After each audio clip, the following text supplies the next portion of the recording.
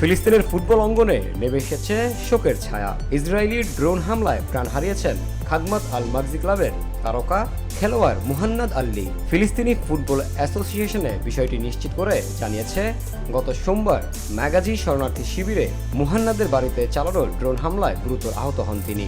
হামলার সময় তৃতীয় তলার শয়নকক্ষে অবস্থান করেছিলেন মুহান্নাদ। ড্রোন থেকে ছোড়া ক্ষেপণাস্ত্র তার মাথায় গুরুতর আঘাত ও মস্তিষ্কে রক্তক্ষরণ ঘটায়। কয়েকদিন মৃত্যুর সঙ্গে লড়াই করে বৃহস্পতিবার সকালে শেষ নিঃশ্বাস ত্যাগ করেন এই প্রতিভাবান ফুটবলার।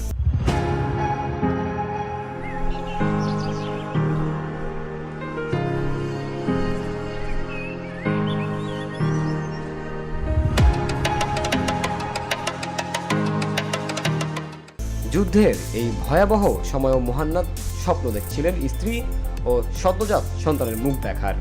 যুদ্ধ শুরুর ঠিক আগেই তার স্ত্রী কর্মসূত্রে নরওয়ে চলে যান।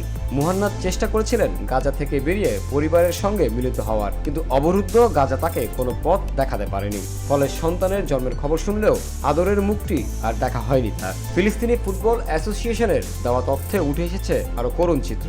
অক্টোবর 2023 থেকে এই পর্যন্ত ইসরায়েলি হামলায় 585 জন ক্রীড়াবিদ প্রাণ হারিয়েছেন, যাদের মধ্যে 265 জন ছিলেন ফুটবল সংশ্লিষ্ট।